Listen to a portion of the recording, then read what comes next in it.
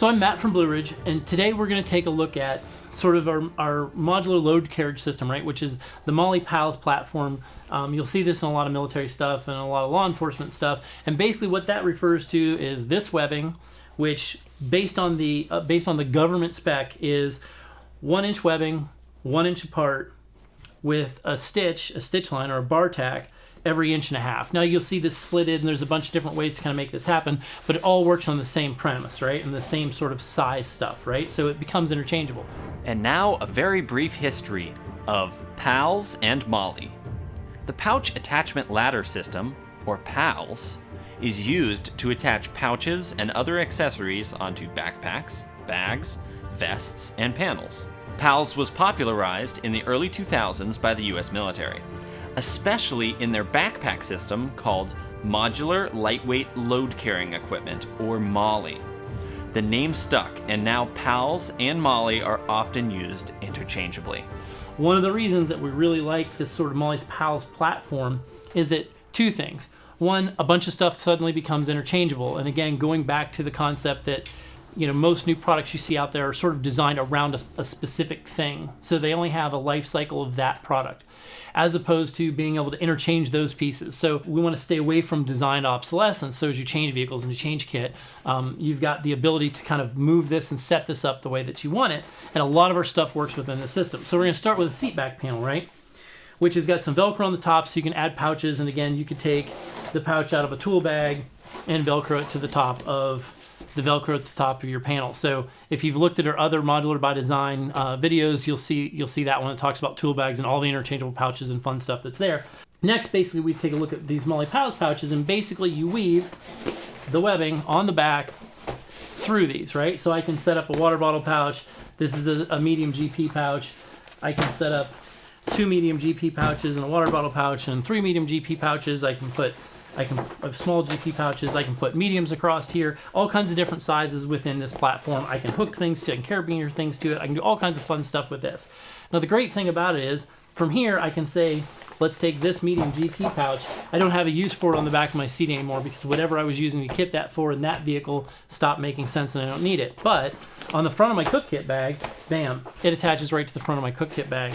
It attaches right to the front of my tool bag. It attaches to the front of my medium first aid kit bag. It attaches to the front of my recovery bag. And the same thing as you go through and you look at a water bottle pouch. These straps allow it so that if this shape happens to make sense this is for a medium fire extinguisher, also holds some small water bottles and other stuff. We've used it for all kinds of things. And again, including wet wipes, the tubular sort of Clorox wipe things. We've used the larger version, the water bottle version, on the back of seats for stuff like that. I can also take that and move it to my recovery bag. I can move it to my tool bag. I can interchange all that stuff in my water bottle. I can move all that stuff around. And that's the whole goal is when you're looking at stuff. And today we own a Tacoma. Tomorrow we may own a Land Cruiser. The next, 3 years from now we may own a Jeep. So as we're going through that and we think about the things that we need, if we go from a new vehicle, we don't need a crap load of tools, right? Because there's a lot of things we're probably not going to work on. And then all of a sudden we go back and we decide we want an 88 CJ7. I'm sorry, that would have to be let's go with 80 CJ7. 88 would have gone to a YJ. Anyway, we go to a CJ7. We're going to carry a crap load more tools. And we can then take some of the storage that we used on the seat for things that we wanted in our Tacoma. I think that's what we had.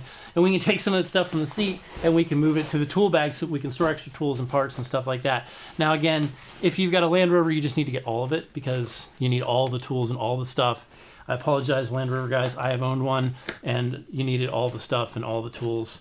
We may not even have enough storage on the premises for all the things you're going to need to own a Land Rover. This is not hearsay, it's truth. Anyway, but it gives you the ability to kind of put that stuff together in kit. If I've gone to a van and my recovery needs change, I can take that stuff, load heavier recovery stuff on it, change out what I'm doing, add pouches to the front of this to change based on the way that I need to kit for that van, or the way that I need to kit when I've gone from a Jeep to a Land Cruiser is a different set of kitting because there's different things you're going to work on and different recovery gear that you're going to need. So as I make those changes in my life and how I kit and how much training I get, right?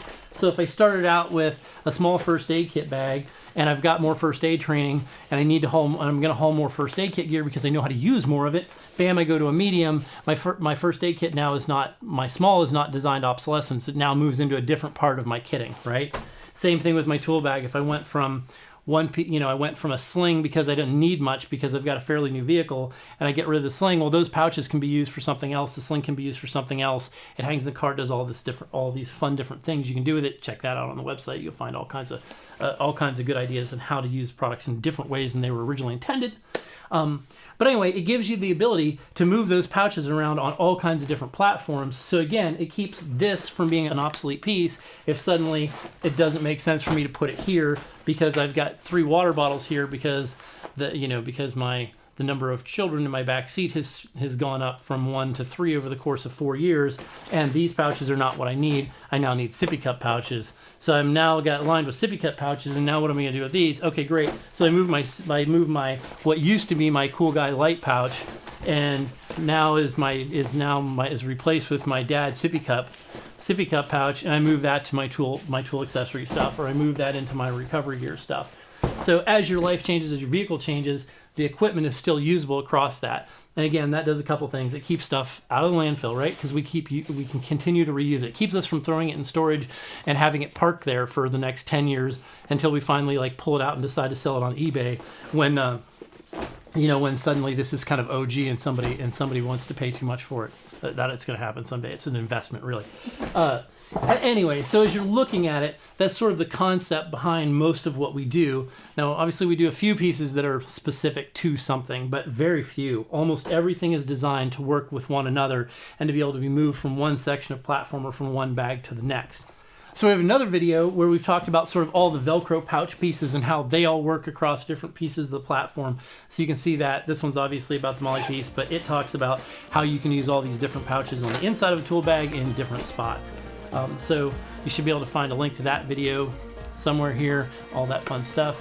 This has been Matt, Blue Ridge Overland Gear. Thanks for taking the time to check it out, and we will see you next time.